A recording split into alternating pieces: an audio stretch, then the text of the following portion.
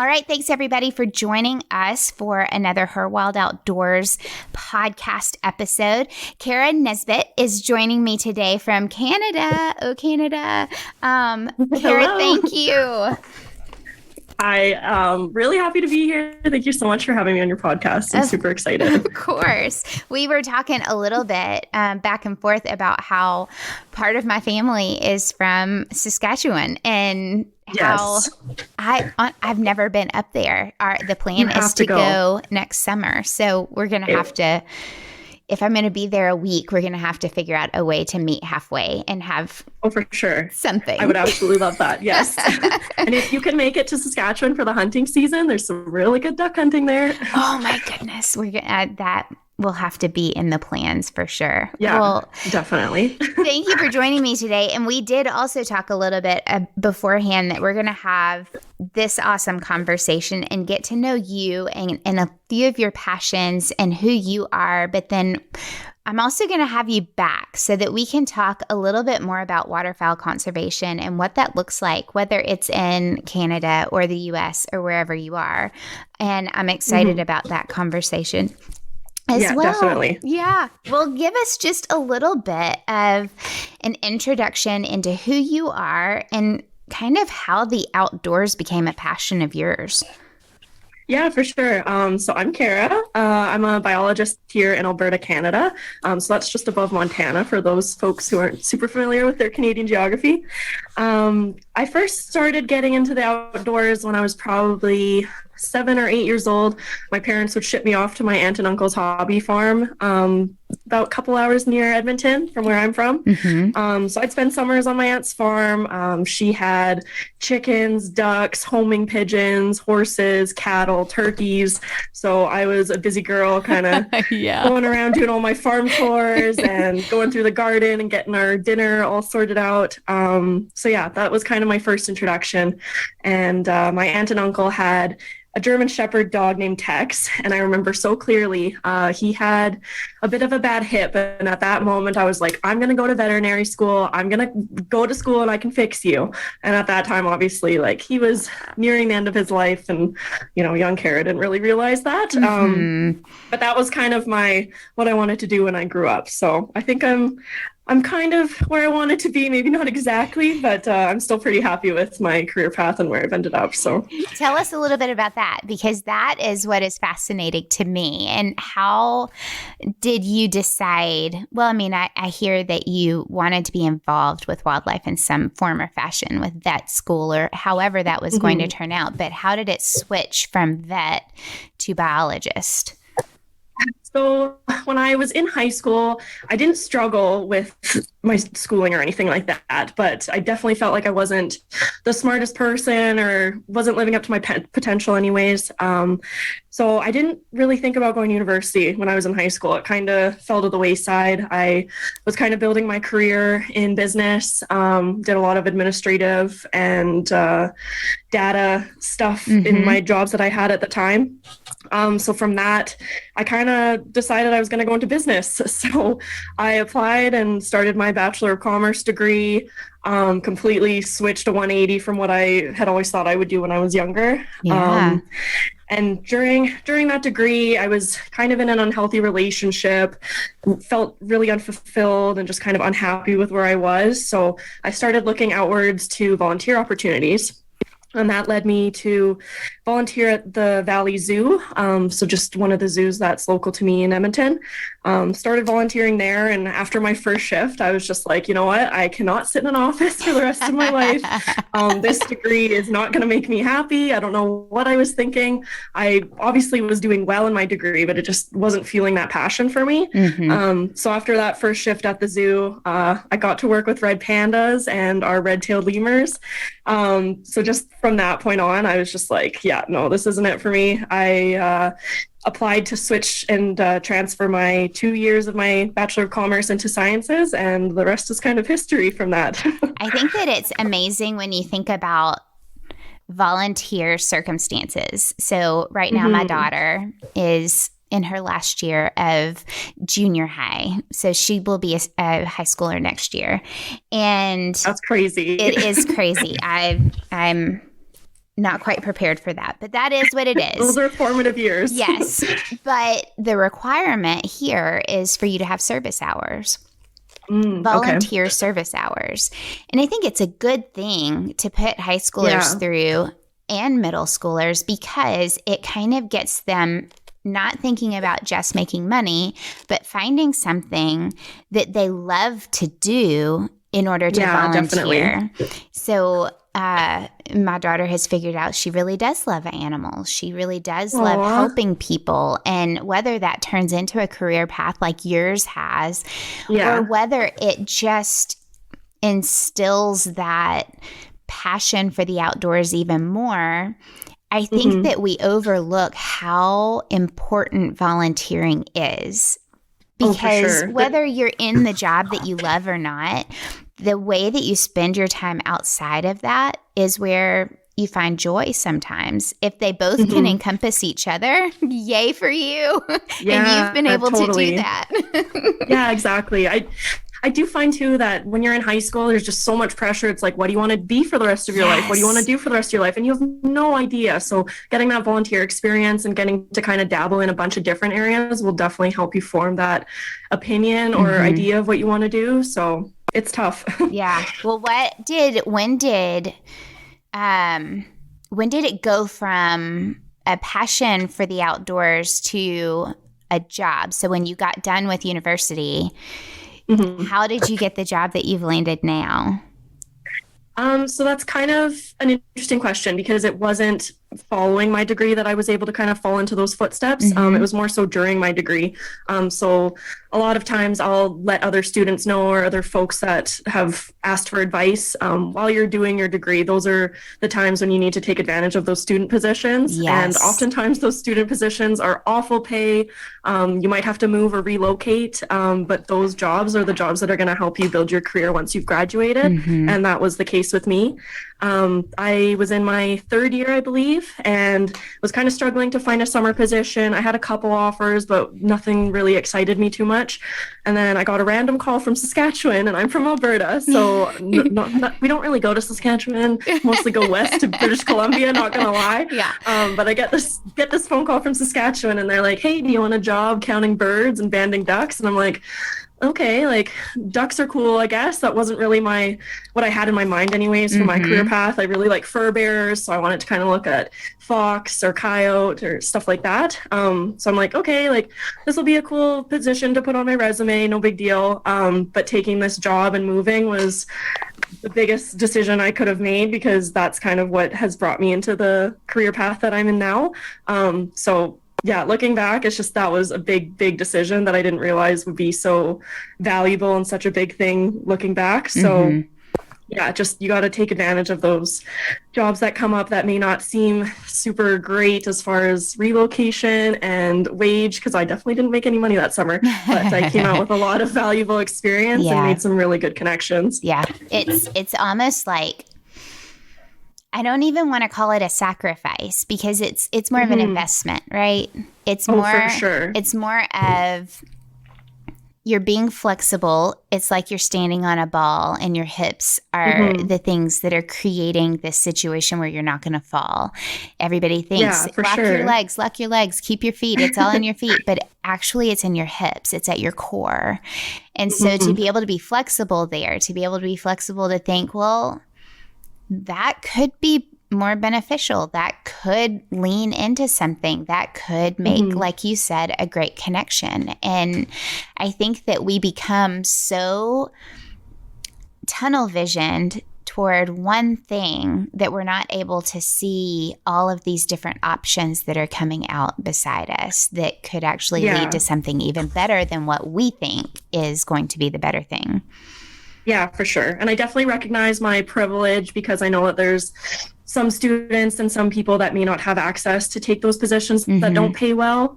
So I do recognize that. But if you're able to take advantage of those opportunities and just understand that it may not be the best financial decision, but you're going to come out with so much more than money at the end of it, I think that's what counts. Yeah. Yeah. I think this day and age, everything is about money. I think I think there's a Unfortunately. lot of focus on, I mean, I remember growing up and it was, you have to go to college. You have to go to college because that is how you are going to financially be independent. And you need that. Yeah, it's almost a trap though, because It then you're is. in that student loan debt and it's tough. Yeah. I just think, we forget that the trade system is also really important. And I think that each person has their own path that is going to kind of weave a little, and it's going to wobble a little, and it might not be comfortable. You might be eating peanut butter and jelly sandwiches and Lots of ramen noodles. Lots of ramen noodles. I think that was your go-to. Yes. Yeah, usually. I think that it does show, though, that passion for what you do can supersede comfort for a little while. Oh, definitely. Yeah. Got to sacrifice the comfortable feelings to get ahead. So I agree. Or even just to be happy. I mean, to be able to do something every single day that you love. A lot of people don't have that, and it's very special to find that. So I'm excited for you. Tell us a little bit about your job now. Yeah, so right now, I know you guys see a lot of duck stuff on Instagram, but I'm actually an environmental consultant. Okay. So that's what pays my bills. Unfortunately, the ducks don't pay my bills right now, but we're going to try and make that change in the future. But right now, I work with AJM Environmental here in Calgary, Alberta. So what that entails is we just do a lot of construction monitoring, do a lot of environmental compliance work. Right now, one of the projects I'm working on in southern Alberta, we're monitoring for snakes. So we actually kind of drive the roads along one of the construction sites and pick up snakes and pit tag them. So that's really fun. It's a great conservation piece. We get to monitor the snake populations, and a lot of people who drive by are like, oh my God, what are those girls doing? Why are they handling snakes? And it's a really good education piece because people will come and talk to us, and it gives us an opportunity to be like, yeah, they're snakes, but they're not that bad. Everyone kind of has a negative connotation of snakes, and yeah, they can look a little scary and some of them might be venomous, but they're really cool animals, and it's really amazing to kind of have an opportunity to be so involved with them. So it's nice to kind of share that and kind of get rid of those negative feelings towards them, because they're just as important as any other animal. It's very true. Here in Tennessee, it is actually illegal to kill a snake. Yeah, I'm happy to hear that, because their populations are suffering a little bit. It is. At least here in Canada. But. Well, and I think that all over, and there's also the difference between coming up on a snake that's minding his own business and a dangerous situation or a child that's involved. Like, there are situations, but for the most part, I mean, I stepped over a rattlesnake this spring and just kept walking, and yeah, they're just minding their own business. They are. And I think that the danger comes when you surprise them. Yeah, or when for you're sure. Because they're going to be in defense mode. Yes. And I think that, I don't know, I think that there's more awareness out right now, but you still see, I still have a hard time seeing those pictures of snakes being killed and shown off. I know. And I think that they are valuable pieces to our environment, to the habitat situation. And I mean, we found just the other week, I found a beautiful gray rat snake in my mom's pool, just a little baby. And he needed out. Luckily it was a saltwater pool and not a chlorine pool, but it was just, scoop him out and take him to the back of the area and let him loose. Oh, that's and so good of you guys.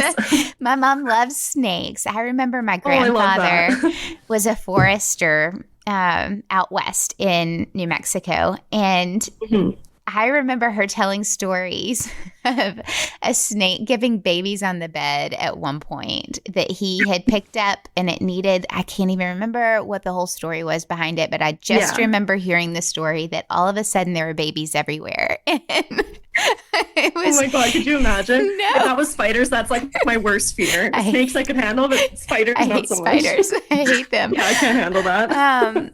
But for baby snakes, like my mom has always been the kind that will pick one up and show us what it was about. And that's amazing. So it has not been, like, I don't think I've ever had a fear of them. I've had a healthy respect Nice. of That's awesome. them. That's the way to have a good relationship with Yeah. an animal. I So just rather them do their own thing and I'll do my own thing and we can go our different ways and we'll be good. I think we only have 3 yeah.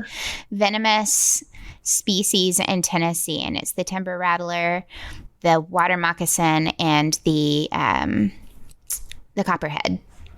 Okay. Yeah, I'm not too familiar with your guys' species. We've got prairie rattlesnakes up here. Those are generally our only venomous ones. We've got some hognose, which are really, really cool looking snakes. Those if you've are ever seen one stinking of cool. those. Like, I really want I to know, come they up got little on pig one. snouts. Yes. Oh my gosh, yeah. Everyone on our project is just like, oh my God, did you see a hognose today? And we all kind of just like fight over who's going to see the hognose because it's just such a cool experience. They're amazing looking snakes.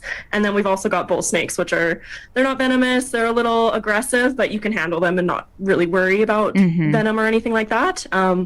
I'll just plug in here too as well. With the fall right now, they're migrating back to their hibernacula.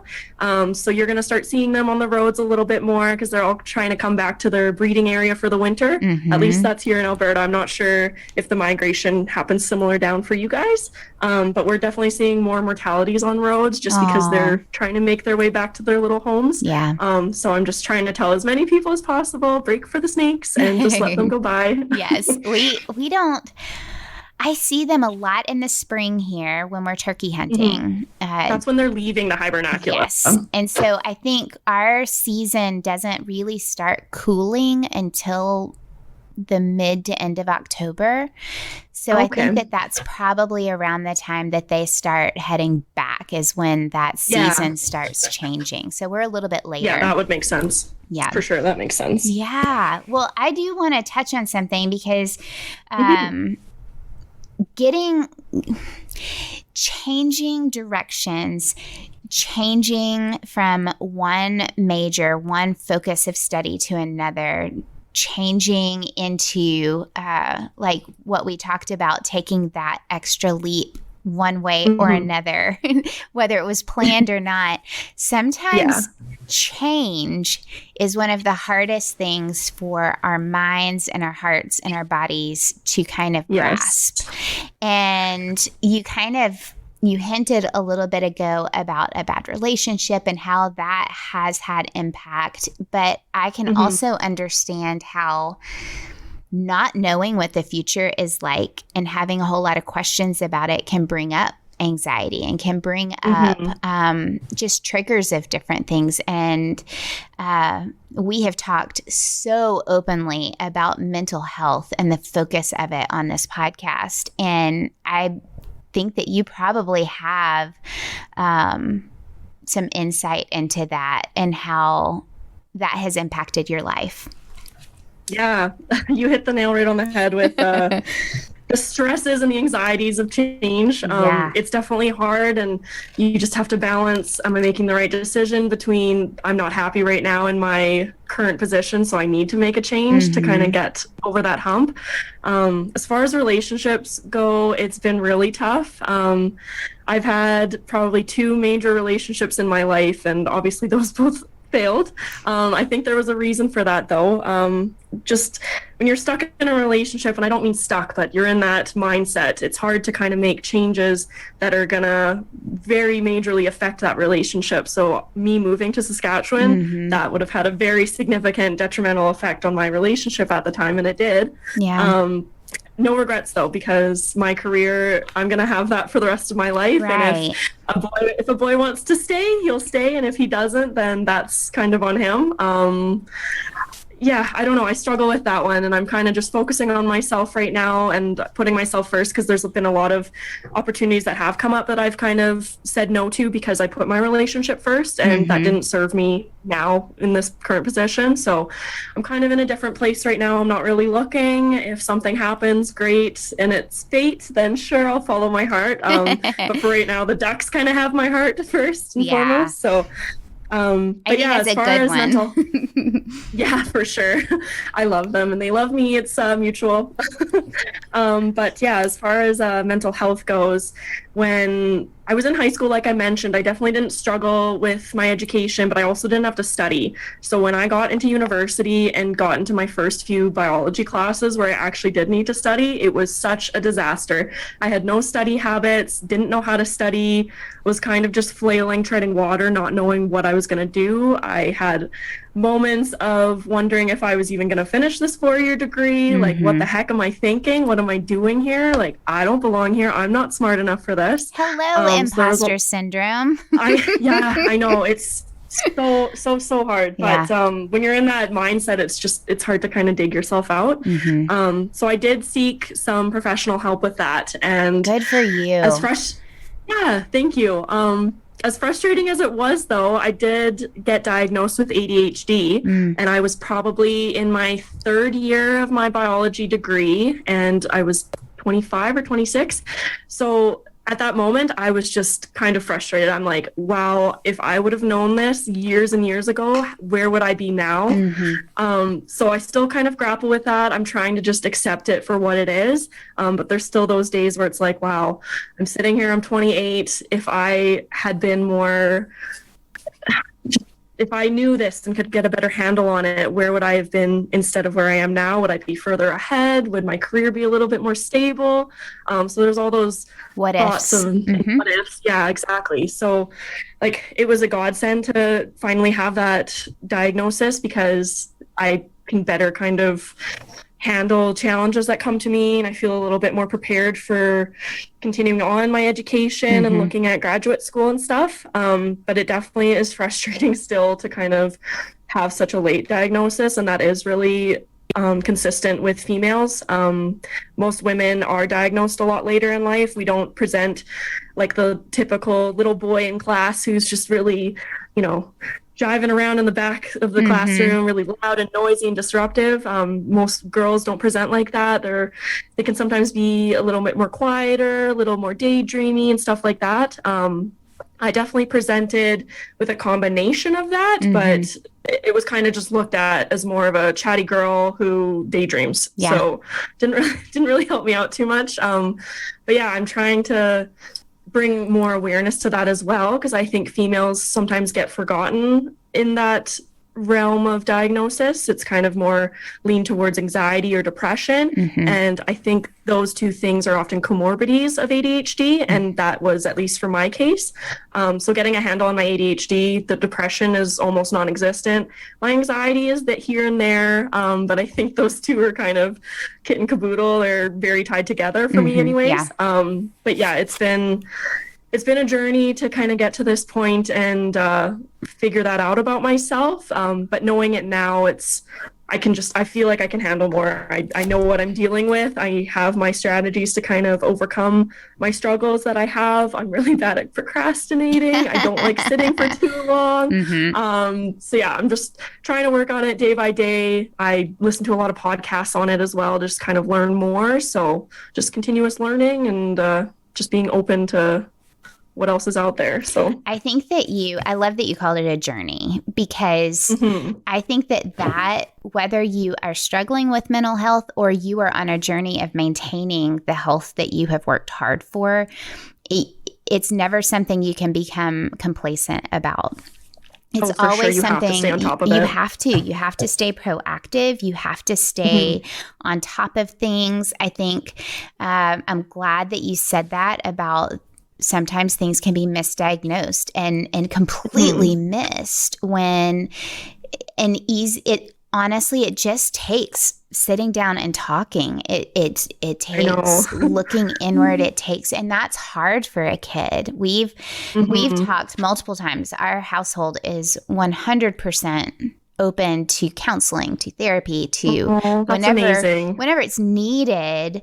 It's almost sometimes too late. And so staying on top of things, keeping open communication with us, we have been able to kind of, I wouldn't say beat or headline it off or push it off. We have had to deal with things on occasion, but those therapists are there to give you tools to use. And we talk about that all the time with the kids. These are your tools. This is your tool belt to be able to think, okay, what is going on? How am I feeling right now? And what tool would work for this situation? I wish I had that as a kid. I know. That's amazing that you're doing that for your kids, though. Like, that's going to be so valuable to them as they grow up and get into their adulthood. So that's amazing. Just being able to communicate feelings, to be able to communicate that's so hard. the correct feeling. To go through, what can make this feel better? How can you head it off at the pass before it gets too bad? And honestly, going outdoors fixes it 99% of the time. Yes, totally. That's one of my therapies, honestly. Just go sit out in the sunshine and listen to the birds. Go look at some ducks. It's great. Yeah. And it's free. It's free. Just going for a walk. You're talking endorphins. You're talking breathing in fresh air. You can ground your feet. There are just so many ways that those physical things that you introduce right then and there can almost snap you out of that anxious feeling or that feeling of cycling down or anything that you're facing. Just stepping outside and taking a deep breath and kind of centering yourself again can snap you completely out of it. And I'm glad that we have that ability. I'm glad that we're able to step outside to go on a walk and to be in the outdoors, whether you're a hunter or a fisherman or a hiker or a backpacker, like whatever that means to you.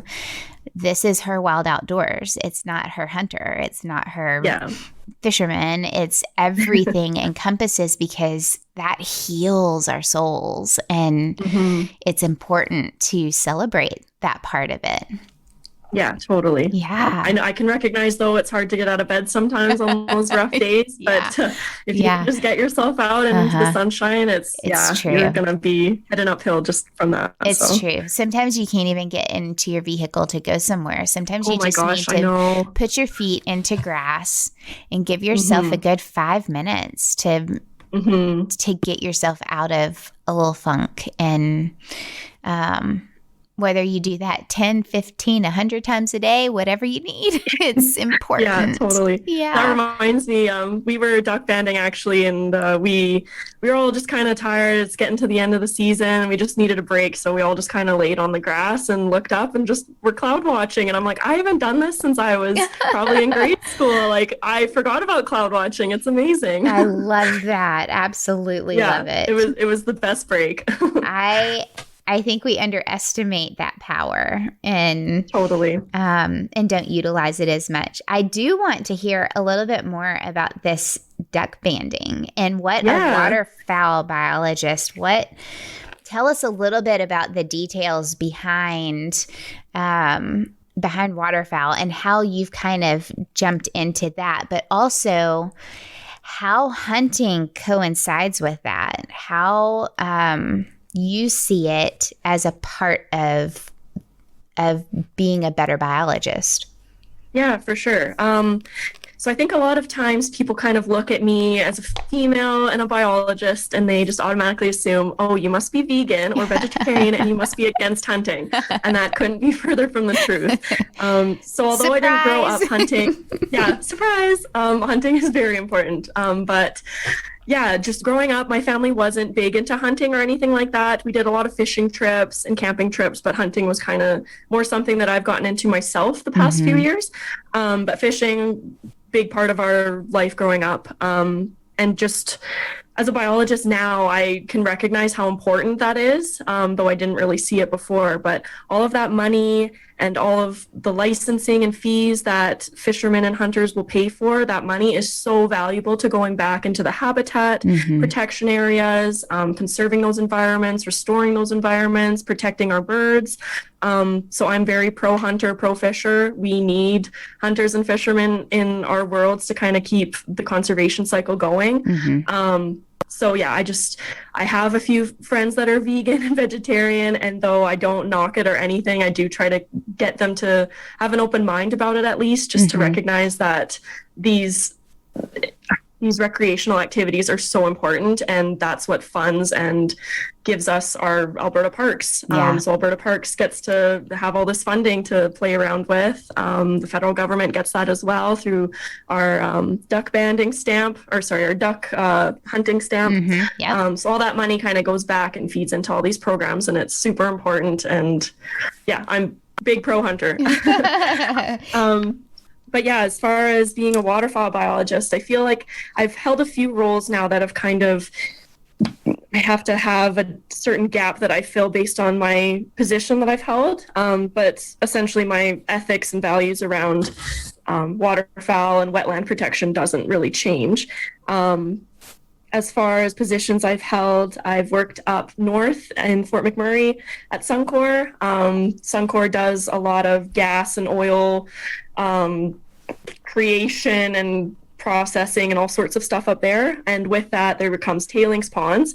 And these tailings ponds have a lot of bitumen and oil on the surface of the water, but it also looks very attractive to birds that are coming in and migrating. So one of my jobs with that was to be a part of the deterrent programs to keep those birds off of those ponds because they are not good for those birds. No. So in that position as a waterfowl biologist, I kind of feel like I'm helping the bad guy, but I also want to help those birds because who else is going to do it? Right. So I definitely took pride in that job and wanted to do the best that I could, but there were definitely some harder days that didn't really make you feel too good about industry. I won't talk too much about that, but it's just the ethics different part of it. Yeah. Yeah, exactly. So I struggled a little bit with that. Definitely didn't feel my passion. I didn't really feel good about it at the end of the day. So I got out of that.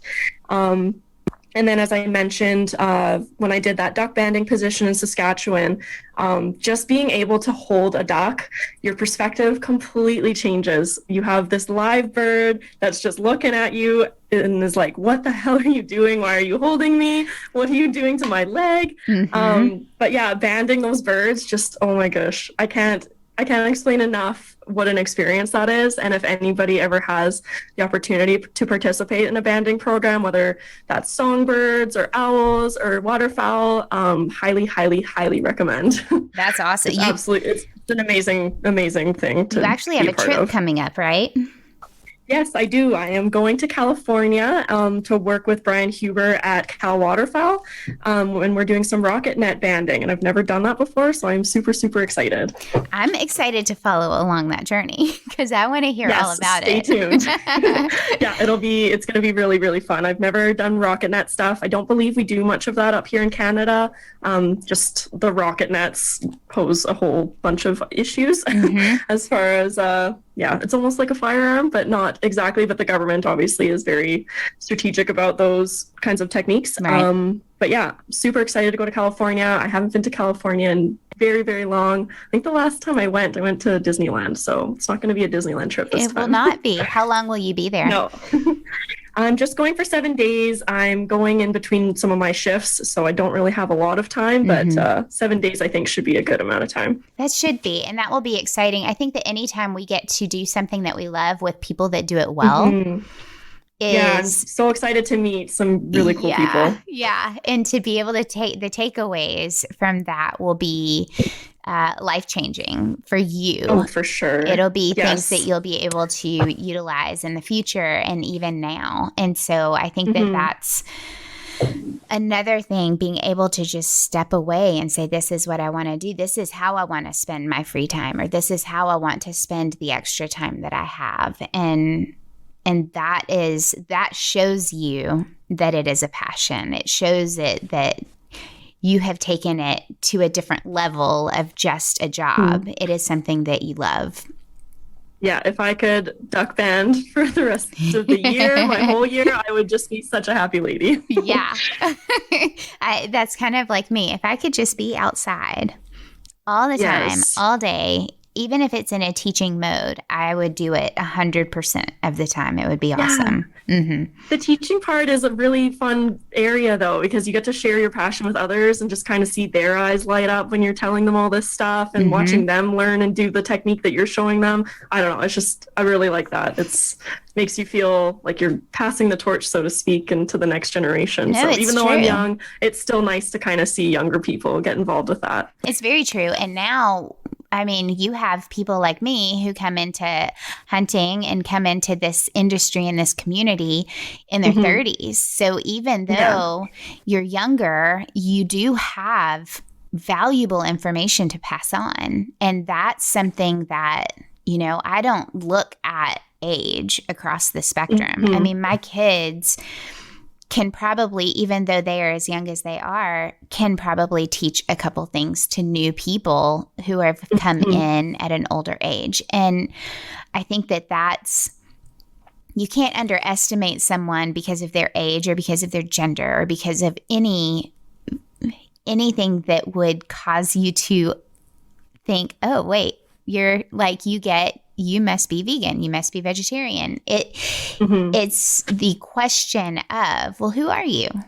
What are the passions that you have instead of that assumption? And we talk all the time, whether it's on here or it's in my family or if it's with a group of women, we talk a lot about how you learn a lesson and then you do it.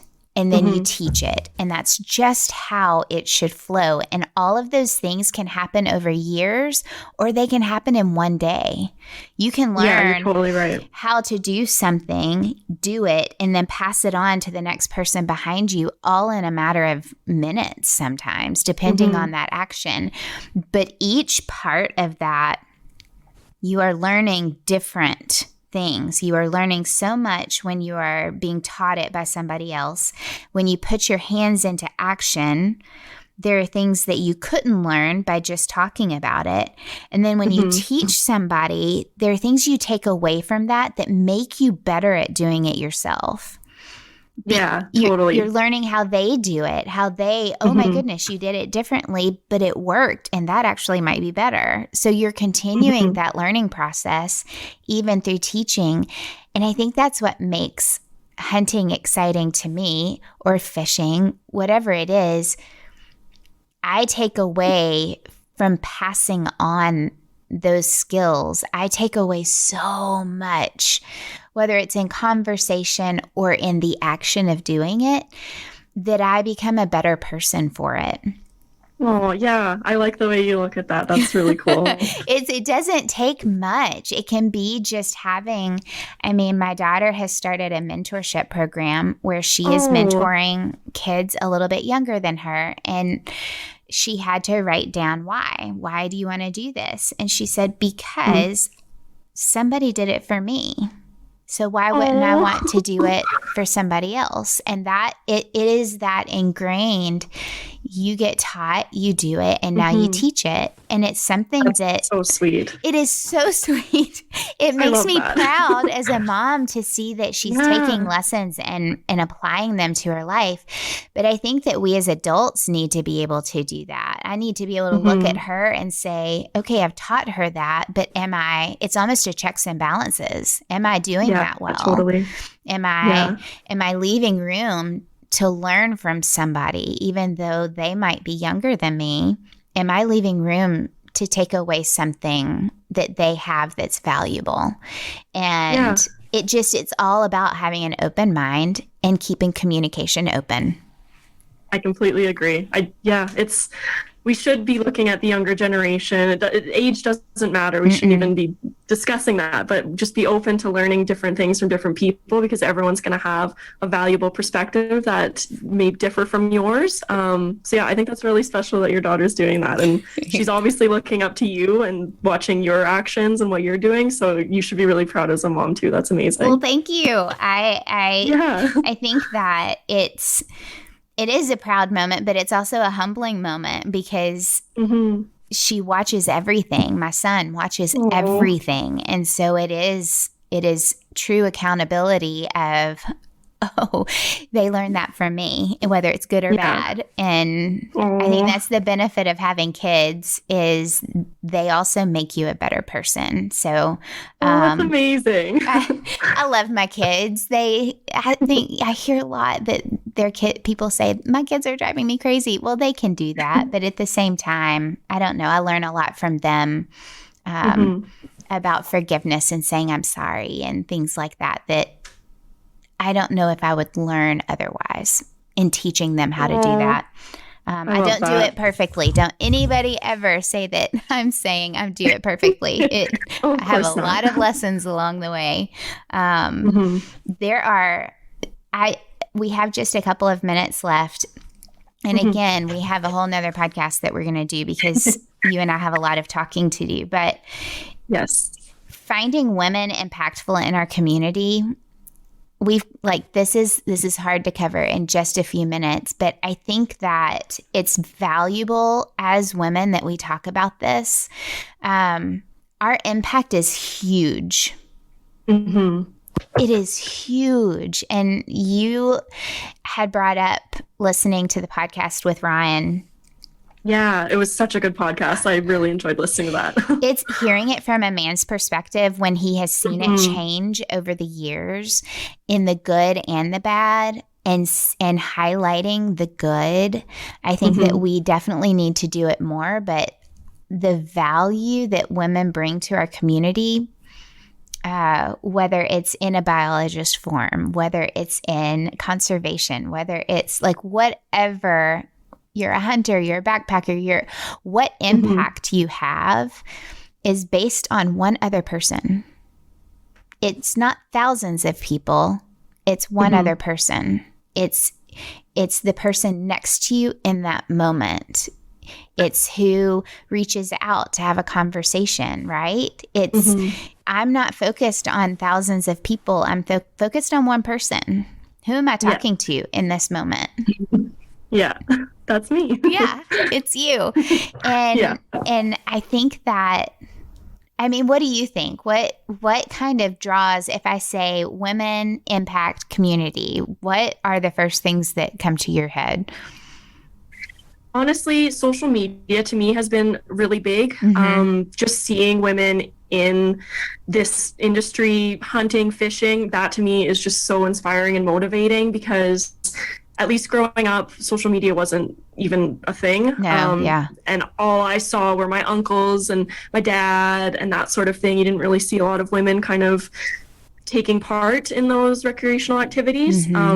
So for me, seeing those women in these areas doing big things, and even like yourself, this podcast, like that's amazing. You're doing so much for our community and just extending gratitude to you, because I think it's amazing that you're able to kind of bring the community together and shine some light on some amazing people who are doing some amazing things. So I think just for myself, seeing that, it kind of gives me more fuel in the fire. The fire's already big, but it just gets bigger because I just want to represent women in the best way possible. I want to see us in all facets of the industry. We can do just as much as the boys can. Don't discount us just because we're women. And I want to be the shining light for a young girl who maybe also wants to be a biologist but hasn't seen many women take that area and roll with it, so just setting an example for the next young girls and even older women or girls that are starting out in their degrees, just being that role model in a male dominated industry that I didn't really have growing up. I think that's really important. No, you and I are probably the same. I didn't know of any other female hunters until I got on Instagram. Truly, I didn't. Instagram is where it's at. And I think that it does also hold me to that accountability of being authentic and being real. I had a conversation with Lee Ross a year and a half ago, and she said, I grew up seeing these pictures of women hunters and they didn't look like me. I could not relate to them.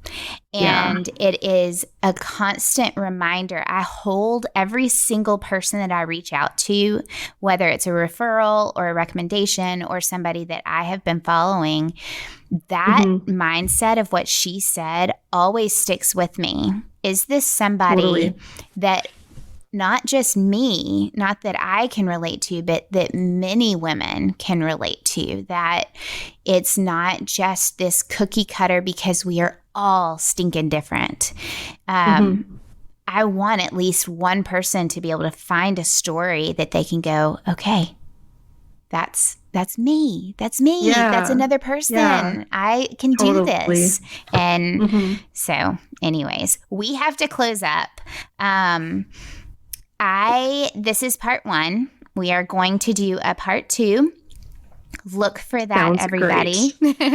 Kerra, tell everybody how they can follow you real quick, and then we will we'll close up, and then this will kind of be a to be continued. Perfect. Yeah. Everyone can find me on Instagram. That's my usual spot at Kerra. So Kerraa. There's 4 A's in that. And yeah, follow me on Instagram and follow along my little journey here. Yeah. And ask questions. I think that that's the most, that's the easiest thing to do, right? Is to go in there and have messages in there that you have questions about, whether it's waterfowl or mental health or conservation of waterfowl. Like, how can we be partners in this? And you have a lot of valuable information to give. So thank you. I love interacting. So yeah, send me a message. Everybody reach out if you have any questions. And just because she's from Canada, Americans, does not mean that it's not applicable wherever you are. So, Kerra, thank you. Thank you so much. This has been awesome. I really appreciate it, Amy. Good.